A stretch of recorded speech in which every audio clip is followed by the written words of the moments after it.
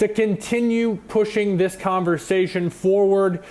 Andy, when I look at this one, at some point, corporations who have been holding out and doing whatever they can to, not be a part of video conferencing, if there's any left, the news coming out of Europe that, restrictions are coming back, that, I think this reinforces that, it might be another 6 months, another year before things are back to something that where, corporate travel comes back, or meetings can come back, or in office can come back, and you see the stock taking a leg up. Is the data from your end supporting that people are still using this service? Yeah, it's supporting that that theory in a big way. In fact, when we look at Zoom purchase intent mentions on LikeFolio, so people talking about using the service, installing the service, things like that, Zoom is actually the #1 growing purchase intent mention in our entire LikeFolio coverage universe at plus 1,265% year over year. It's just astounding numbers, and you can see on those quarterly charts, they're maintaining that level, which is really unheard of. Just for context, they're at 1,200% year over year growth, whereas Peloton's #2 in our universe at plus 378% year over year, then followed by Nautilus. And so I think this is a company that, the idea that this is a flash in the pan has now been thrown out the window.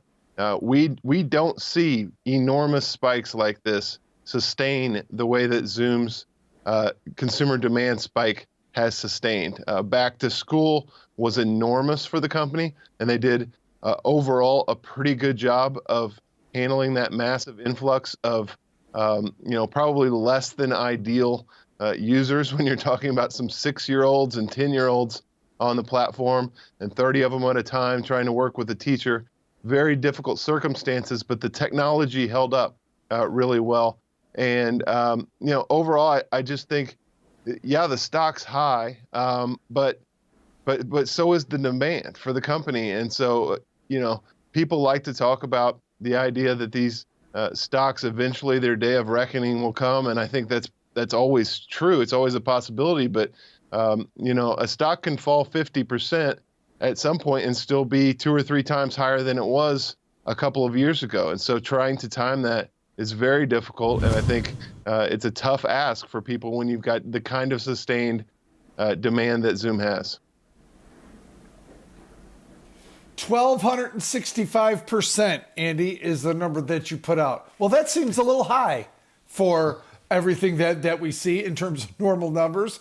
And I think you're right. And can you imagine, all of us now, take a moment and imagine being a teacher of first graders, second graders, kindergartners in a Zoom call. Talk about the definition of herding kittens. Oh my goodness, I can't even imagine trying to do that. But that being said, Zoom gives you the ability for these kids all to still stay in school and be connected. And you could see this, the transition back to business travel, and this is not great for the airlines, is going to be slow. And it may never get back to where it was. And Zoom video will become the replacement for a lot of that. So, I'm not surprised that the numbers are spectacular, like they clearly are. The only question on the downside is, can they sustain and keep innovating and become something other than a one-trick pony? And it sounds like from this conference that they continue to innovate and change and make tweaks and improve their system. I can't figure out anything negative to say about this stock other than it's run very fast, very quickly, guys. Yeah, I think, when you talk about a one-trick pony, I live in Louisville. I go to the Kentucky Derby all the time. I think probably the ultimate one-trick pony was Secretariat, and all that horse could do was run a mile or a mile and a half faster than anybody in the world has ever done. So sometimes it pays to be a really great one-trick pony, and I think that's what Zoom is. It's becoming almost the default solution for Microsoft connected companies and organizations to use, and that's a pretty good spot to be. I think we were going to end up here. This was the trend. It's just we weren't going to get here this fast, but Zoom was in the right place at the right time and was ready for the surge. And I think that speaks very highly of their team in terms of executing as that one-trick pony. Andy, absolutely incredible that the pace for this quarter is actually basically on par with the initial virality of Zoom video, and it was everywhere. It was all people were talking about, and we're still keeping up that pace. I think really underscores your point. And if I take the takeaway for investors, how I heard it from you is maybe you don't want to buy this name, and you could respect that if someone's scared about the downside, but the risks of trying to be short it and time the top are extraordinary and quite frankly haven't worked. So there might be better names to bet against. And I think that's your message on this one. It's been your message on things like Tesla and Apple. And I think it's been maybe, if not the most important message that we've underscored when we've had these conversations. It's certainly one of them. Andy, here's a spitball for you though, because I love to get your takes. You're an entrepreneur. We've talked about Slack being a company that maybe gets acquired someday just because you can see where it would fit in the mix. I brought up Microsoft. You've kind of said, you know, Microsoft's going to do their own thing. But Zoom at $150 billion market cap is too big really to be bought now, more than likely.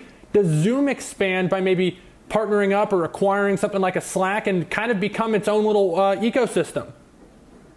Yeah, I think there's taking a step in that direction. I don't know about specific acquisitions, but what Jenny brought up with the integrations and the apps inside of the platform is certainly a step in that direction. I think that that they have the opportunity with all of the people, all the organizations using their software, if they can open up, you know, for lack of a better term, an app store or an ecosystem, and then see which software platforms or applications people actually prefer to use inside of their device, that can give them, you know, really good data and insights into what their consumers would actually want them to acquire. And so I think that's a big opportunity for a lot of competitors to Slack. It's probably an opportunity for Slack itself, although Slack's doing very well on its own. So I think that that's definitely a step, and they're taking it, I think, in the right way. Instead of saying, all right, our stocks, you know, whatever it is, $500, $150 billion, you know, we need to use this currency to go buy something. Let's just figure out what might be popular. I think that opening up their platform to see what their users respond to is a really, really smart first step. And I think that's probably part of the reason that they're doing that.